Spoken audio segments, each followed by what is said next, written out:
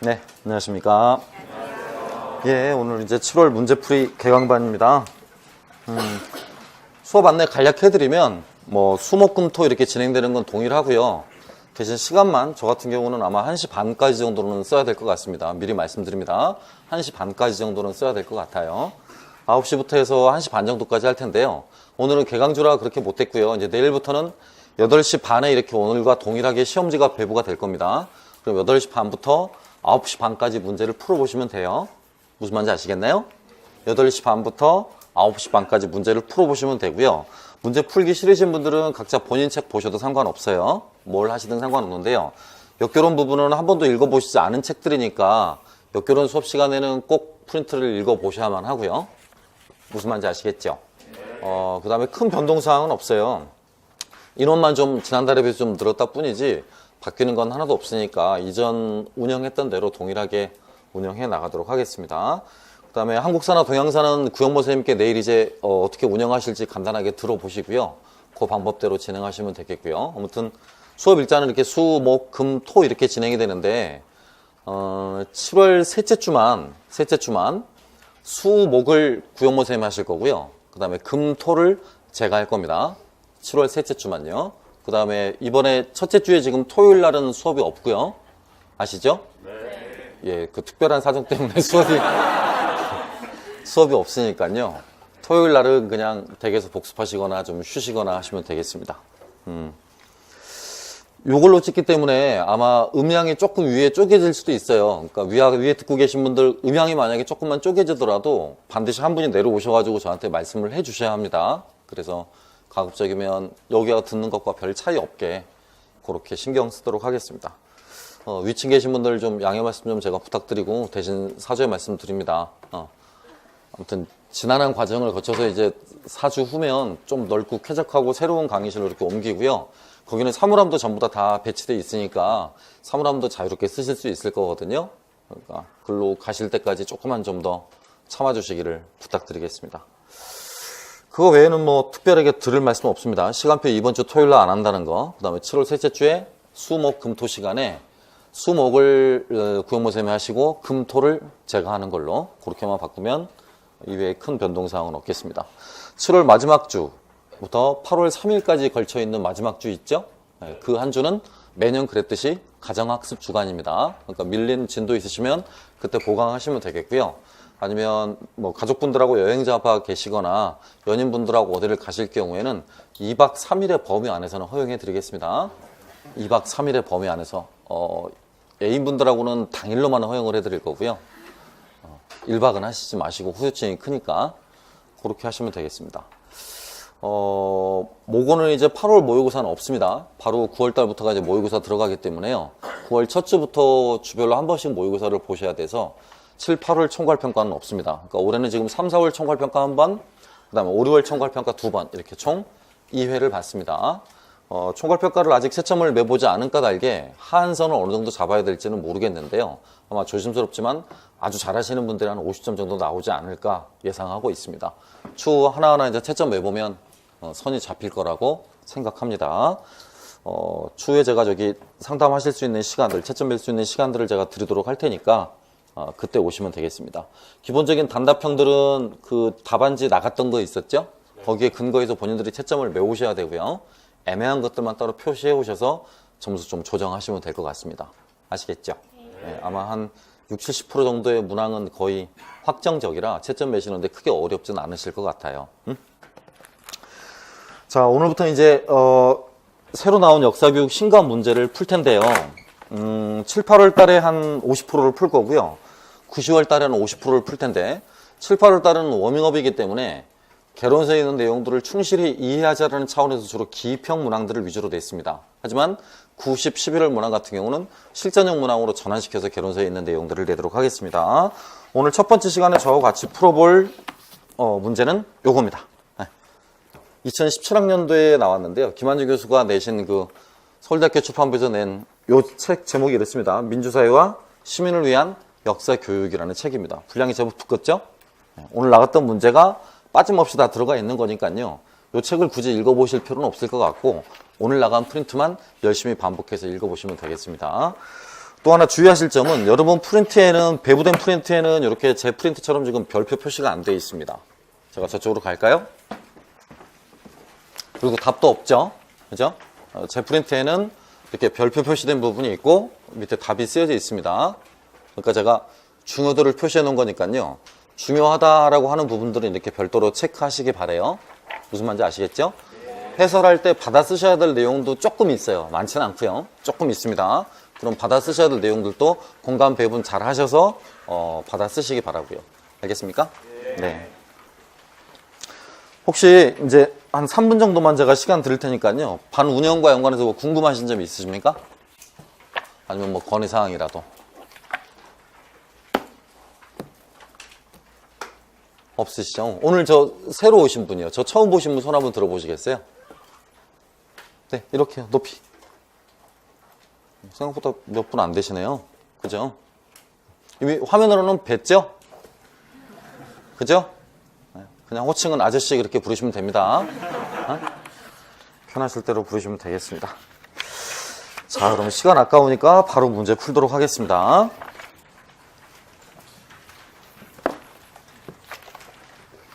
책 안내를 잠깐만 해드리고 그렇게 하고 풀도록 하겠습니다. 예, 실제로 이 책은 역사교육 3대 학회지 플러스 사회과교육지에 이미 2007년 이후부터 2012년까지 다 게재되었던 글들입니다. 그 게재되었던 글들을 서울대 역사교육 총서 시리즈 간행위원장이었던 양호한 교수의 제안에 따라서 그동안의 역사교육과 연관한 학문적 업적을 하나로 정리해보자라는 취지에서 세 분에게 부탁을 드렸습니다. 한 분이 송상현 교수고 또 한 분이 김한정 교수고 또 한 분은 백은진 강사입니다. 그렇게 세 사람이 주로 이제 역사교육 연구 성과와 관련한 내용들을 이렇게 접목을 시켜놨는데요. 여러분이 보시고 계신 지금 개설서 같은 경우는 2009년도를 끝으로 그 이후의 내용은 전혀 언급이 되어 있지 않습니다. 그래서 여기 지금 앞으로 다루게 될 내용들은 2009년부터 2018년도까지, 그러니까 바로 작년도까지죠. 2009년부터 2018년도까지의 연구 성과가 어떠한가라는 내용들을 다루고 있습니다. 토탈 8개 장으로 구성되어 있는데요. 8개 장 가운데 시험 문제 사례로 출제될 수 있는 장은 3챕터입니다. 사례로 출제될 수 있는 장은 3챕터예요. 실제 중고등학교 역사 교과서에 들어와 있는 사례들을 주로 많이 쓰고 있고요. 한국사 부분의 사례도 굉장히 많습니다. 그래서 그런 사례들은 9~10월달 문제풀이에 빠짐없이 다 담아낼 겁니다. 혹시나 또 이런 책을 사셔가지고 읽어보시는 우를 범하지 않기를 바라요. 읽어보시는 우를 범하지 않기를 바란다고요. 지금부터 다루게 될 앞으로 3주 동안의 문제는 시험 문제 한 문제는 나올 수 있지만 그 이상은 확실히 저도 장담할 수 없습니다. 그러니까 2문제가 될지 3문제가 될지 솔직히 말씀드리면 제가 전에 듣기로는 2~3문제 정도 될 거다라고 전에 들었지만 그건 출제진의 경향에 따라서 얼마든지 뒤바뀔 수 있는 부분들이니까요. 다만 시험 문제는 2018년 18학년도 이후 문제로 계속 한 문제씩 지금 나오고 있습니다. 실제로 지금 다루게 될 책들에서 한 문제씩 나오고 있고 뭐 전년도의 핵심 역량이라든가 그 전년도의 의사결정 능력 이런 부분들 같은 경우도 다 지금 출제가 됐던 부분들입니다. 그래서 그런 내용들 중심으로 해서 피드백을 꾸준히 해드리고 반복을 해드릴 테니까 이 책을 읽어보려는 욕심 갖지 마시고 가급적이면 프린트 내용만 좀 대신 많이들 읽어보시기 바라겠습니다. 아시겠죠? 네. 예. 하나하나 보겠습니다. 1. 민주사회와 시민을 위한 역사 교육입니다. 제목을 보시면 아시겠지만 지향해야 될 점을 아시겠죠? 그치? 그러니까 역사 교육은 어떤 사람들을 기르는 것을 목표로 한다. 그렇죠. 민주사회에서 살아가는 시민을 기르는 것을 목표로 합니다. 민주사회에서 살아가는 시민을 기르는 것을 목표로 해요. 그런데 문제는 그 민주사회라는 개념적 정의가 학자들마다 동일하지 않다라는 사실이고 또 한 가지는 시민이라는 개념적 정의가 동일하지 않다라는 것입니다. 이미 녹색책의 그 개념학습 부분에서도 배웠듯이요. 개념은 잠정적이죠. 다변적이고요. 다층적입니다. 자, 2층만 안 하네? 자, 2층만 잠정적, 가변적, 다층적. 왜 2층 가고 싶어? 자, 다 같이 1, 2층 다 6, 7층 다 같이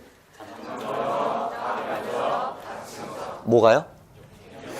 역사 개념의 특성이라고 그러니까 시민이라는 개념도 시대적, 사회적 상황에 따라서 얼마든지 다르게 정의되어 왔고 시민의 범주가 시기나 사회에 따라서 얼마든지 뒤바뀔 수 있다라는 것이죠. 이해하겠습니까? 따라서 민주사회와 시민을 위한 역사교육의 방향은 그런 개념을 어떻게 설정하느냐에 따라서 굉장히 다각도로 나아갈 수 있다고요. 여러 가지 방향으로 나아갈 수 있다는 것입니다. 이 책에서 저자들은 크게 두 가지 방향을 설정을 하고 있는데요. 하나는 사회과 교육에서 언급해왔던 민주시민입니다. 사회과 교육에서 언급해왔던 민주시민이에요.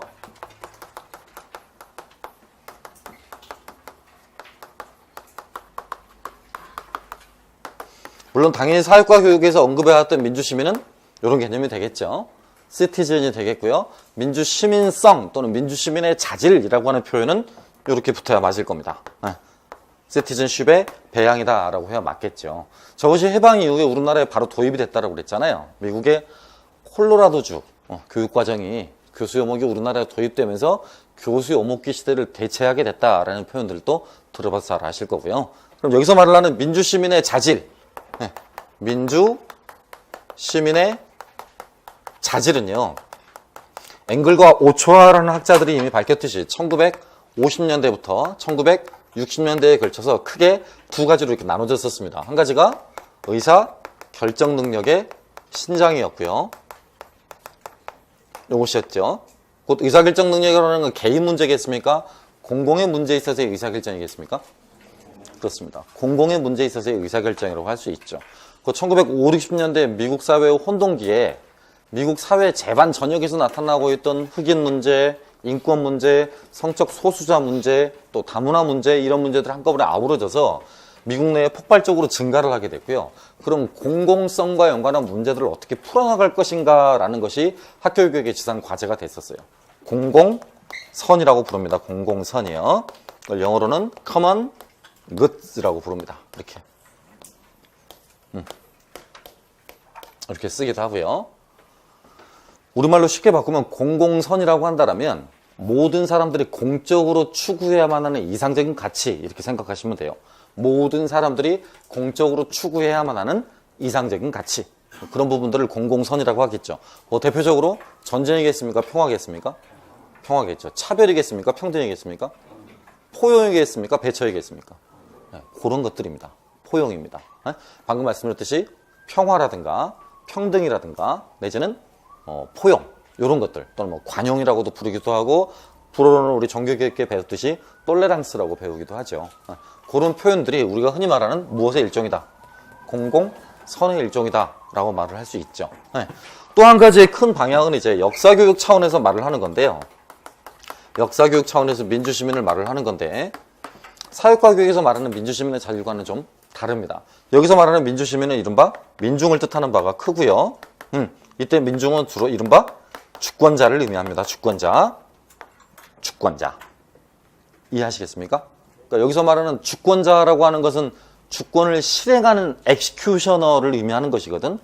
마튼이나 랩스틱이 표현한 바에 따르면 그 역사에서의 논쟁 문제 교수에 관한 글을 썼었던 마튼이나 랩스틱 교수의 견해에 따르면 실제로 저기서 말을 하고 있는 주권자라고 하는 것은 주권을 실행에 옮길 수 있는 자라는 표현을 쓰고 있어요.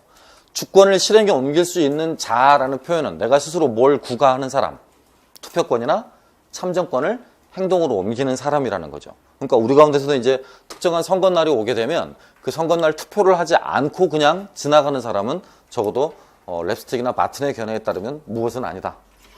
주권자나 민주시민은 아니다라는 거죠. 따라서 민주시민에게 요구되는 자질 가운데 하나가, 여기서 요구되는 자질 가운데 하나가 사회 무슨 능력? 참여 능력입니다. 참여 능력. 반드시 필요한 능력이죠. 사회 참여 능력. 아울러서 사회적 약자나 소수들을 배려하기 위한 관점에서요, 이런 것도 굉장히 중요시하게 취급합니다. 감정, 이입적 능력도 굉장히 중요하게 취급해요. 물론 이때 말하는 감정이입은 커그너티브한 게 아니라 어펙티브한 겁니다. 커그너티브한 게 아니라 어펙티브한 거다. 인지적인 게 아니라 정의적인 거죠. 여기서 말하는 것은요, 연구론이라든가 역사학자들 또는 관념론자들이 강조를 하고 있었던 감정이입의 성격은 인지적이었죠. 하지만 민주시민의 자질에서 강조하는 감정이입은 정서적 공감이라든가 따뜻함을 의미해요. 또는 배려를 의미합니다. 배려. 어펙티브요. 정의적인 건데 배려를 의미해요. 또는 공감을 의미합니다. 그래서 이런 것들을 굉장히 민주시민의 자질로 강조를 하고 있습니다. 아울러 인지적 능력 가운데서는 이제 이런 것들이 정의적 능력이라면 인지적 능력 가운데서는 이런 것들을 무엇보다도 강조합니다. 비판적 사고력과 연관한 부분을요. 지금 제가 판서할 때 노란 글씨로 썼던 것은 전부 다 출제 포인트들입니다. 전부 다 기입형 문항에 나올 수 있는 출제 포인트들이라고요. 이해하겠습니까? 예, 이따 자세하게 이제 그 텍스트 안에서 보도록 하고요. 따라만 한번 읽어볼게요.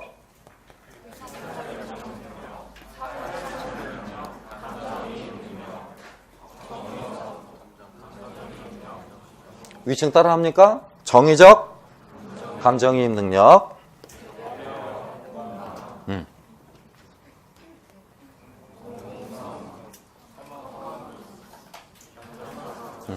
이런 단어들 잘 외워두셔야 돼. 알겠습니까? 널리 쓰이는 단어들이니까요. 널리 잘 기억해 두셔야 됩니다. 작년 2차 수업이나 재작년 2차 수업 때도 입에 바르도록 했던 것들 널리 많이 썼던 표현들이 있죠. 근데 이런 것들이죠. 무슨 화? 교수평 일체화.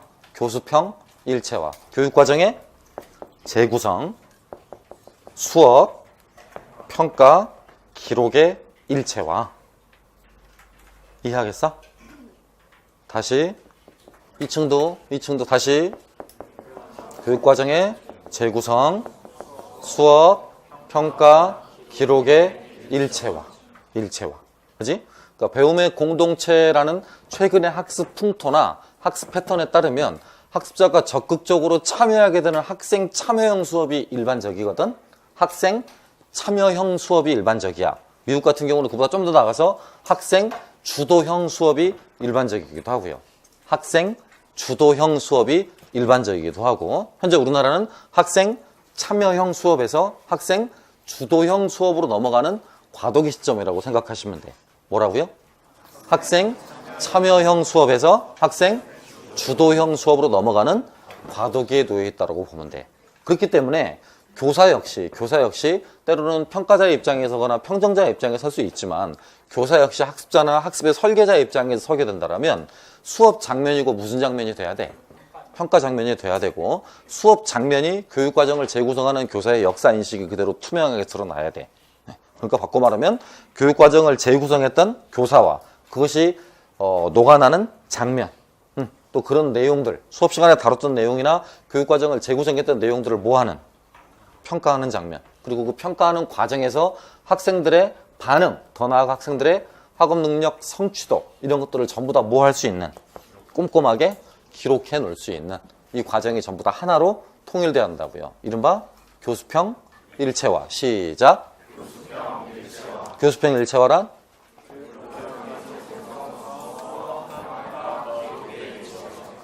학교 교육 과정의 실현에 있어서 교육 과정을 재구성할 뿐만 아니라 또 수업, 평가, 기록을 일체화시키려는 노력을 의미한다. 이해하겠습니까? 무슨 말이지? 이런 것들도 머릿속으로 굉장히 잘 기억해 두셔야 되겠습니다. 자, 차근차근 하나씩 봐보겠습니다. 1번입니다. 별표 3개짜리입니다. 굉장히 중요한 부분이고요. 어느 정도 중요하다라고 말을 해줄 수 있냐면, 역사의식 연관에서 뭘 외우고 있지? 학자 누구 외우고 있죠? 그렇죠. 리젠 외우고 있죠. 그만큼 비중이에요. 여기 나와 있는 누가? 바턴과 랩스틱이라는 사람이요. 바턴과 랩스틱이라는 사람이요. 따라서 그 사람들이 생각을 하고 있는 역사교육을 바라보는 관점을 뭐라고 부른다? 영어로 스탠스라고 하죠. 스탠스요. 읽어봐. 스탠스. 실은 스탠스는 우리말로 직역을 하게 되면 영어 쪽에서는 뭐가 좀 가까워? 비정이라는 말이 가까워. 비정. 그러니까 위치 정하기라는 말이 제일 좋다고. 위치 정하기. 그렇죠? 남녀관계에 있어서 뭐 스탠스를 잡는다라고 치면, 내가 남녀관계에 있어서 주도권을 쥔다, 또는 여자친구가 주도권을 쥔다라고 할 때 스탠스 정하기라고 표현도 하고요. 정치학에서는 가장 많이 쓰이는 표현이 뭐냐면 좌우 진영의 입장을 가릴 때, 그러니까 진보와 보수 진영의 입장을 다룰 때 너는 어떠한 스탠스를 취하고 있느냐라고 물어봐. 이해하겠습니까? 그러면 나는 미국 쪽에서는 나는 컨서버티브하다. 나는 프로그레시브하다. 이렇게 서로 딱딱 명명하고 나는 진보다. 나는 보수다라고 정하기 위한 자기 나름의 관점에 따른 위치 비정을 스탠스라고 해요. 자기 나름의 관점에 따른 위치 정하기를 스탠스라고 부른다고. 알겠습니까? 자기 나름의 관점에 따른 위치 정하기, 그걸 스탠스라고 부른다고요. 이렇게 마턴과 랩스틱은 역사교육을 바라보는 관점을 입장, 스탠스라는 용어로 표현하는데요. 역사를 공부하는 사회문화적 입장을, 역사를 학습하는 사회문화적 입장을 동일시, 분석, 도덕적 반응, 전시 네 가지로 구분한다라고 써 있습니다. 앞머리만 따봐. 동, 분, 도, 전. 그렇게 외워야 돼. 동, 분, 도, 전. 나올 거라고 제가 생각하고 있는 부분이거든요. 그래서 별표 3개 했습니다. 3개. 역사를 공부하는 사회문화적 입장이 어떤 내용을 말하는 거냐라고 생각해보면요. 여러분이 보셨던 책 안에서는 역사를 학습하는 목적이라고 생각하시면 돼. 역사를 학습하는 목적이요. 그러니까 마튼이나 랩스틱도 역사를 학습하는 목적을 크게 몇 가지로 나누는 셈이다. 그렇지. 4가지로 나누는 셈이죠. 4가지 앞머리 따서 어떻게 외운다고요? 동, 이층, 동일시, 분석, 2층, 분석, 따라하냐? 셋, 도덕적 반응, 넷, 전시, 도덕적 반응, 전시. 자, 안 보시고, 여기서 말하고 있는 마튼과 랩스틱이 말을 하고 있는 역사학습의 사회문화적 배경 또는 역사학습의 목적 몇 가지다? 네 가지다. 뭐? 다시 뭐? 동일시, 분석, 도덕적 반응, 전시. 시작. 역사학습을 바라보고 있는 각자의 관점에 따른 위치 비정. 뭐라고 한다? 동일시. 스탠스. 역사학습을 하기 위한 사회 문화적 환경을 마튼과 랩스틱은 4가지로 구분하고 있다. 4가지는?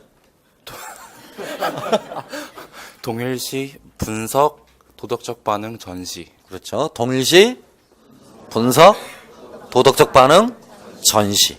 오늘은 이거 하나만 정확히 외워가도 돈 버는 거다. 4가지다. 마튼과 랩스틱이 말을 하고 있는 역사학습의 사회문화적 배경 또는 이유 또는 역사학습의 목적 이루셔야 된다고요. 알겠습니까? 4가지 외울 수 있겠어? 4가지 외울 수 있겠어? 자, 외워봐. 동일시, 분석, 도덕적 반응, 전시. 그렇습니다. 다 외우셔야 돼.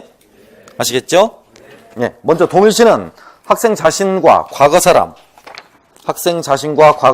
그 다음에 사건들을 하나로 생각하는 것이다. 이 입장에서는 무엇의 획득이 역사교육의 목적이다? 그걸 답으로 쓰라고 할 수도 있어. 무엇의 획득? 정체성의 획득. 그럼 정체성의 획득이라고 했으니까요. 학생 자신과 과거 사람을 하나로 생각함으로써 뭘 갖고자 하는 거야? 연대감을 갖고자 하는 거겠지? 연대감. 그림으로 그리면 이런 거잖아. 이렇게 보면 이게 현재고 이게 과거라면 현재를 살아가는 학습자가 있을 거고 과거를 살았던 역사적 인물이 있겠죠? 그쵸? 그럼 요것과 요걸 서로 어떻게? 같다고요. 같다고 취급을 한다라는 거죠. 그치? 그러면 이 사람과 내가 어떤 부분에서는 같아 또는 어떤 부분에서는 동일하다라는 사고방식은 이 사람과 나의 연대의식을 갖추고자 함일 거 아니에요.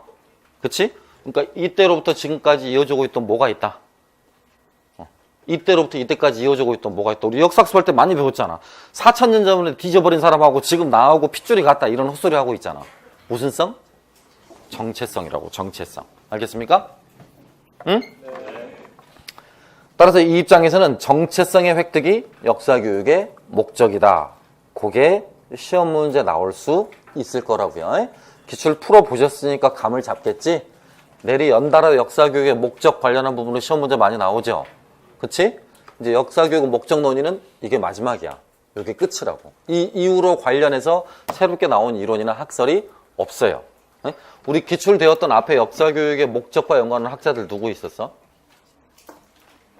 역사교육의 내재적 가치를 강조했던 리가 있었죠, 리. 학교교육의 목적을 강조했었던 화이트가 있었죠. 그죠?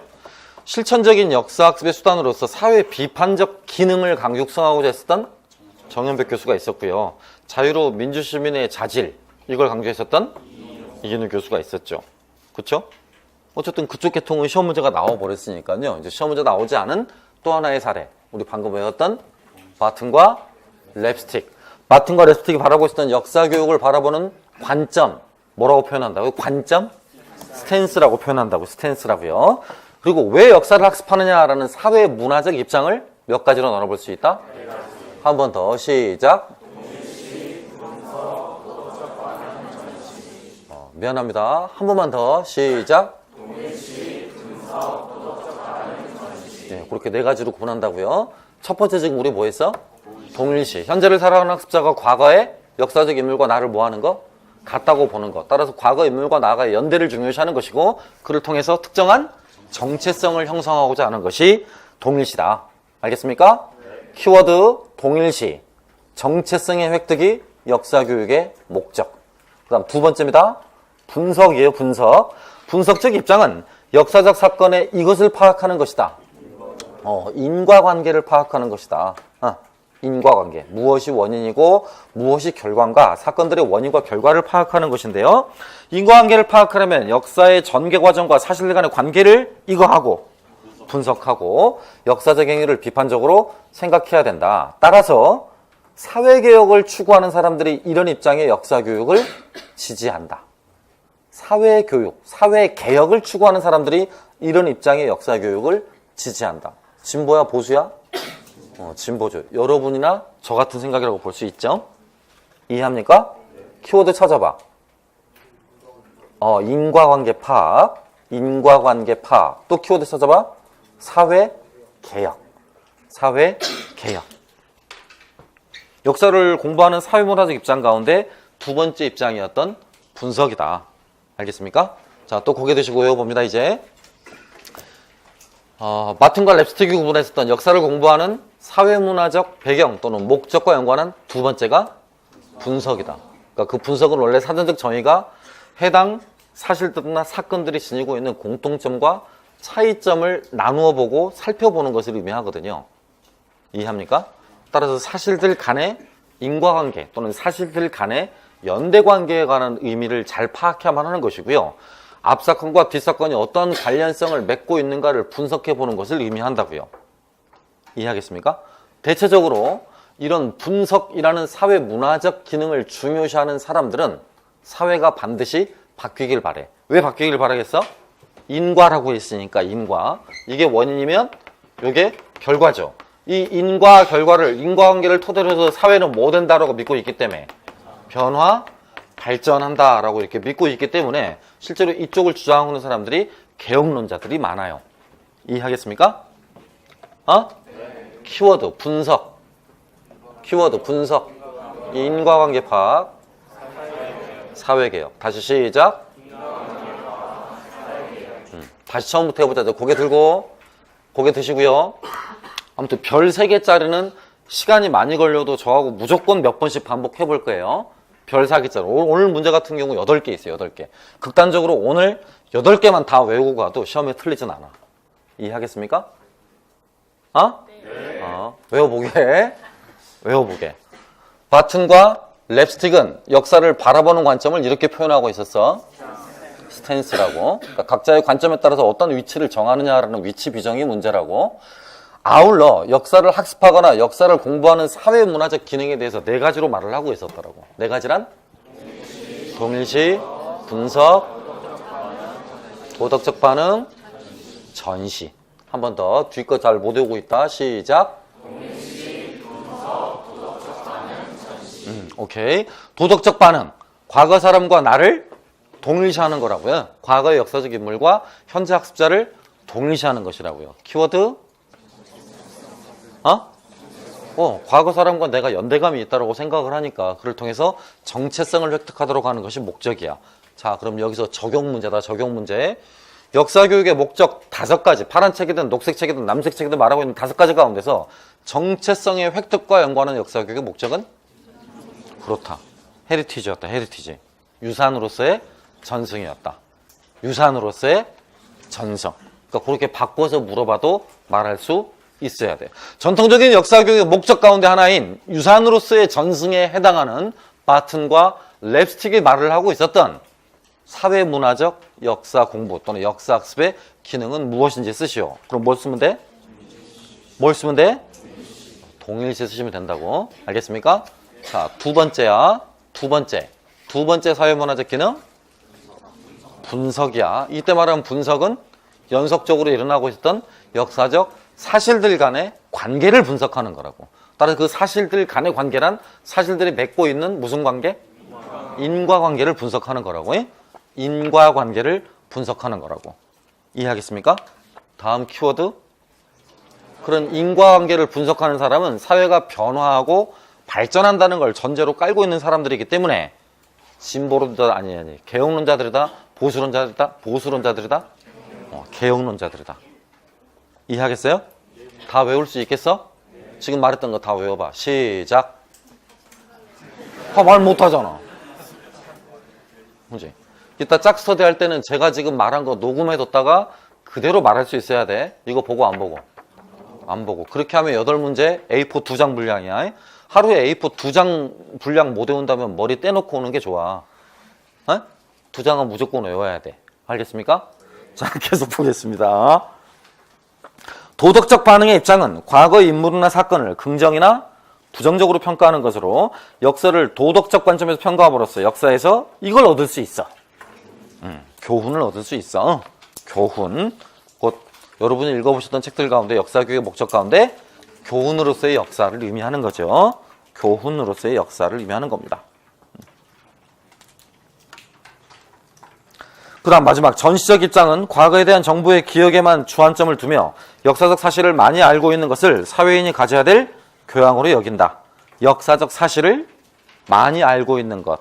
역사교육의 목적하면서 그걸 무슨 교육관이라고 그랬더라? 주지주의적 교육관이고요. 역사교육의 목적에 해당하는 표현으로는 교양으로서의 역사라고 말할 수 있겠죠. 교양으로서의 역사 이렇게 말할 수 있습니다. 자, 전시적 입장의 역사교육은 비판을 받아왔지만 실제로 역사를 가르치고 배울 때 흔히 찾아볼 수 있다. 그 시험에 대비하여 교과서를 암기한다든지 박물관을 관람할 때 전시물 설명을 읽는 데 힘쓰는 것에서 그런 애를 찾아볼 수 있다. 그런 애란 사실을 중시하는 거. 사실을 많이 알고 있는 것이 중요하다는 입장인 전시적 입장이에요. 알겠습니까? 전통적인 학교 역사교육에서는 이런 관점이 주류였어. 이런 관점이. 전시야, 전시. 전시적 관점이 주류였고요. 기억이 전시적이고요. 어떤 집단이나 세력의 의도가 게재되는 역사교육은 동일시나 분석적 입장이 강하다. 어떤 집단이나 세력의 의도가 개입된다라고 그랬죠. 자, 적용 문제. 국가주의 세력이 강화된다면, 국가주의 입장이 강조된다면 동일시다, 분석이다? 확실해? 보수야, 진보야? 확실해? 답 안 바꿀 거야? 쓰고 고민할 거야? 안 해야 돼. 안 해야 된다고. 동일시, 진보, 개혁, 분석이겠죠? 그쵸? 기존 사회 체제를 유지하려고 하는 사람은 이 입장을 취해. 그렇지. 그러니까 그게 동일시가 돼야지. 역사교육의 변혁적 기능에 주목하는 우리 같은 사람들은 분석적 입장을 지지하고요. 알겠습니까? 특히 정체성은 아까 정체성 어디서 강조하는 거더라? 동일시. 자연스러운 인식의 산물이 아니라 만들어진 거라고. 만들어진 거. 구성되거나 재구성되는 것이고 시간의 흐름에 따라 변화한다. 정체성이 지속되는 것은 기억의 힘이다. 기억. 물론 이때 말하는 기억은 어떤 기억? official memory야. official memory. 공적 기억을 의미하는 거죠. 양호한 교수 표현대로 하면 collective. 그러니까 집단 기억을 의미하는 거고, 공적 기억 또는 집단 기억을 의미하는 겁니다. 공식 기억, 공적 기억 똑같은 말이야. 시험 문제 나오게 된다면 어떤 걸 답으로 써도 상관없어. 공식 기억, 공적 기억. 알겠습니까? 이런 기억을 지속시키는 것이 바로 무엇이다? 역사 교육이다라고 그랬습니다. 자, 1번 외우실 수 있겠어? 또 한 번 말씀드리지만 별표 3개짜리야. 시험 문제 1순위니까 잘 하셔야 되겠습니다. 2번. 그렇게 안 중요해. 가볍게 읽어보시기만 하면 돼. 아래와 같은 현상을 첨가해 미치진 부분을 지향하는 역사교육의 목적이 무엇인지 쓰시오 그랬습니다. 6.25 전쟁이 1950년에 일어났다는 사실을 왜 알아야 할까? 1950년에 일어났다고 말하지 못한 학생들 중에서 51년이나 52년이라고 답한 학생은 얼마나 될까? 만약 다수의 학생이 51년, 52년에 일어났다고 기억하고 있으면 언론이나 정치권에서 그렇게 호들갑을 떨 만큼 큰 문제일까? 전쟁의 시작, 즉 누가 총을 쏘았는가에 초점을 맞춰놓은 관점에서 보면 6.25 전쟁이 일어난 날짜는 매우 중요하다. 먼저 침공을 했는지가 전쟁의 가장 중요한 원인이기 때문에 그렇다. 전쟁이 50년 6월 25일에 일어났다는 것은 사실이지만 전쟁이 북한의 남침으로 시작되었다는 사실을 가장 중요시하는 것은 이것이다. 스탠스야, 스탠스. 관점이며 해석입니다. 6.25를 언급할 때마다 일어난 날짜를 앞세우는 것은 역사 해석을 독자에게 전달하는 수단이며 6.25 전쟁의 기억이야. 그럼 아까 말한 이 기억이 앞장에서 제가 오피셜이라고 했었지? 무슨 기억? 공식 기억, 공적 기억이라고. 그러니까 국가적 기억을 강요하는 자들은 날짜를 그렇게 강조를 해. 50년, 6.25 이렇게 해요. 알겠습니까? 그러니까 제가 가끔 여러분께 그런 말씀 드리잖아. 뭐 카페에 올라온 답이라든가 여러분 질문하신 거 보면 막 사건의 선후관계를 따지시느라고 여러분 연도 굉장히 중요하시잖아요. 그쵸? 그러니까 연도를 그렇게 집착하는 사람은 꼭 외워야 될 사실이 있다라고 가정을 하는 거지. 역사에서 꼭 외워야 될 사실이 있다라고 강조하는 거지. 근데 그런 사람들일수록 뭐를 소홀히 할 영향이 커? 그 사실들 간의 관계를 추적하는 탐구 능력의 배양을 소홀히 할 확률이 커. 또 그를 토대로 해서 사료에 남아있지 않은 부분을 유추할 수 있도록 하는 상상력을 배양하는 학습활동을 소홀히 할 확률이 커. 곧 여러분 가운데서도 대부분 사실에 집착하는 사람들은 학교 안에서 교사 중심의 수업을 진행할 확률이 압도적으로 높아. 그러니까 제가 항상 상담할 때도 너무 집착하지 마라. 그런 디테일한 부분까지는 시험 문제 안 나온다. 선다형일 때는 순서대로 배치하는 문제가 나왔어서 그런 부분을 열심히 공부를 해야 되는 게 맞았지만 주관식으로 바뀐 뒤 이후 문항에서는 연도 같은 거에 너무 집착할 필요는 없다. 알겠습니까? 그 말인즉슨 앞으로 연도는 저한테 물어보지 말고 인터넷에 물어봐라. 아시겠죠? 에? 실제로 그래, 실제로. 그러니까 뭐 이미 역사적 사실이 차지하고 있는 중요성을 지나치게 강조하면 나타나는 부작용은 40년 전부터 연구가 되어 왔는데요. 현재까지도 그런 극복이 이루어지지 않고 있죠. 그런 관행 자체가 극복이 이루어지지 않고 있다고요. 그러니까 그만큼 여러분이 역사학습을 하면서 역사적 사실에 대한 강박이 심하다라는 걸 엿볼 수 있는 대목이에요. 알겠습니까? 역사적 사실에 대한 강박이 심하다. 곧 공식적 기억을 부정하자고 말을 하면서도 공식 기억에 길들여져 있다라고 생각하시면 되겠습니다. 마저 읽어보겠습니다. 사실을 가장 중요시하는 것은 관점의 해석이다. 6.25 전쟁을 언급할 때마다 일어난 날짜를 앞세우는 것은 역사 해석을 독자에게 전달하는 수단이며 6.25 전쟁의 기억이다. 6.25 전쟁은 사회 구성원에게 다양한 의미로 다가온다. 정치가, 군인, 농민, 여성, 어린이가 경험한 전쟁은 서로 다르다. 곧 기억의 무슨 성? 다층성이지. 다층성. 기억을 하고 있는 사람들마다 기억이 다양할 수 있다는 이야기죠. 전쟁이 몇 년, 몇 월, 며칠에 일어났는지를 강조하면 전쟁의 역사성이나 대중에게 주는 의미는 축소된다.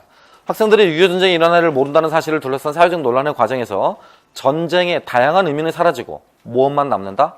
단일한 해석과 기억만이 남는다. 그쵸? 네. 그럼 이렇게 한번 생각해 보셔봐. 우리 전통적인 교과서의 서술 형식은 어떻게 됐었죠? 전통적인 교과서의 서술 양식? 교과서 서술 양식이었습니다. 그럼 텍스트의 유형을 이렇게 두 가지로 나눴었잖아. 텍스트의 유형을 두 가지로 나눴었죠. 그죠? 어떻게? 이렇게 설명 텍스트랑 내러티브 텍스트 이렇게 나눴었죠. 이거 쉽게 읽히지 않아? 읽히지 않아. 저자가 드러나, 저자가 드러나지 않아. 저자가 드러나지 않아. 저자가 드러나. 이해하겠습니까? 이거 쉽게 읽히지 않아. 이거 쉽게 읽혀. 쉽게 읽힌다라는 말은 학습자로 하여금 뭘 불러일으킬 수 있어? 흥미를 불러일으킬 수 있어. 그 흥미의 바탕을 두고 아이들이 역사적 사실에 뭐까지도 이제 알게 돼. 이런 것들까지도 알게 돼. 이게 내러티브의 유용성 아니야? 그치? 역사에 흥미를 가지게 되고 이로부터 역사적 사실 간에 무슨 관계까지 이해할 수 있게 돼? 이렇게 이해할 수 있게 돼. 아시겠어? 텍스트론이라는 책을 썼던 롤랑 바르트라는 사람의 분류에 따르면 사람의 분류에 따르면 이건 무슨 텍스트에 해당해? 롤랑 바르트의 표현에 따르면 이건 무슨 텍스트에 해당해? 설명 텍스트는? 독자적 텍스트야, 저자적 텍스트야? 뭐 이래? 독자야, 저자야? 그거 조심하시라고 그랬잖아. 독자적 텍스트다 그러면 독자를 위한 독자의 반한? 독자의 반한. 그러니까 쉽게 읽혀, 쉽게 안 읽혀? 안 읽혀. 독자적 텍스트. 여기? 저자적 텍스트. 알겠습니까? 양호한 교수는 역사의 서술, 역사 교과서의 서술 양식과 역사 학습이라는 논문 안에서요. 역사 교과서의 서술 양식과 역사 학습이라는 논문 안에서 현재 우리나라 교과서의 서술이 어디에 가 있다? 이쪽에 가 있다. 그러면서 아이들이 누구처럼 읽는다? 저자처럼 읽어, 저자처럼. 앵무새라고 그랬지, 앵무새. 앵무새 독자입니다. 누구의 입을 그대로 따라 읽어? 저자의 글 쓰는 사람의 입을 따라 읽는다니까? 여기는요. 이걸 그러니까 수동 독자라고 이렇게 부르기도 하지? 이건 능동 독자죠, 능동 독자. 뭐 할 수 있는 거? 비판적으로 읽기, 해체적으로 읽기 할 수 있는 사람. 그러니까 우리나라 역사 교육이 지금 이쪽에서 이쪽으로 바뀌어야 된다. 그러기 위해서는 텍스트도 서술 양식도 바뀌어야 된다라고 했던 게 이분의 주 생각이었지. 이해돼 무슨 말인지? 여기다가 대가대 이혜영 교수는 모든 역사 교과서의 서술은 코히런스. 그러니까 역사적 사실, 배경, 맥락, 상황, 또 거기에 등장하는 인물, 이들 간의 관계가 서로 유기적으로 잘 짜여 있어야 된다라고 하면서 이 개념을 제안한 바 있어. 응집성이라는 말이었어. 응집성. 이 두 가지를 비교하자면 어느 쪽 서술이 응집성이 높아? 여기가 응집성이 높아. 응집성이 높다고. 알겠습니까? 응? 오늘 겁나 중요한 시험 문제들 지금 많이 해줬어. 여기서 한 문제가 나올 거야. 여기서. 알겠습니까? 1번에서 한 문제가 나올 거고 여기서 한 문제가 나올 거야. 이것도 지금 별 3개짜리야. 철저하게 다 외우셔야 돼. 그러면 단일한 해석과 기억만이 남는다라고 그러는데 그런 부분을 지향하는 역사교육의 목적이 무엇인가? 집단기억의 증진 또는 정체성의 증진 둘 중에 하나를 쓰시면 되겠습니다. 집단기억의 증진, 정체성의 증진이라고 하나를 쓰시면 돼.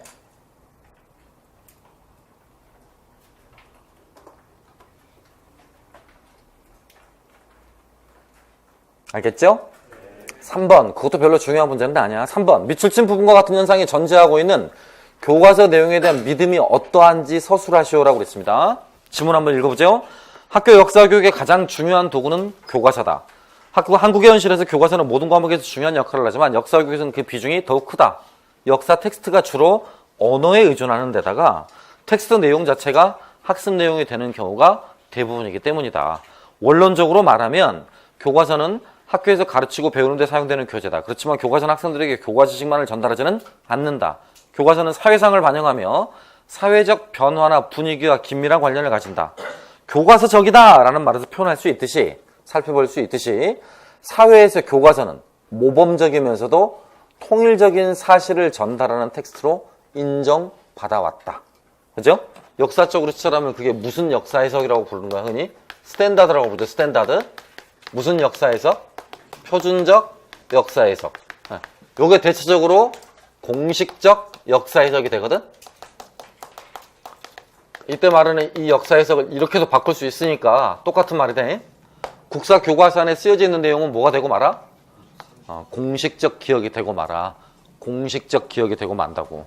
그러니까 이 땅에서 대한민국의 역사를 배우는 모든 사람들이라면 교과서 내용은 따라야 될 진리이자 따라야 될 절대적 준거 또는 기준이 된다라고 볼 수 있죠. 이해? 옳은 생각인 것 같아? 아닌 생각인 것 같아? 절대적 기준이 어디 있어, 교과서가. 그쵸? 그런 자체가, 생각 자체가 잘못된 거죠. 그럼 문제에서 봐봐. 문제. 교과서 내용에 대한 믿음이 어떠한지 쓰시오라고 그랬잖아. 그치? 그럼 교과서 내용에 대한 믿음을 어떻게 갖고 있어? 학문적이거나 사회적으로 합의된 내용이라는 믿음을 갖고 있어. 교과서 내용이 학문적, 사회적으로 합의된 내용이다. 교과서 내용이 학문적, 사회적으로 합의된 사실로 보려는 경향입니다.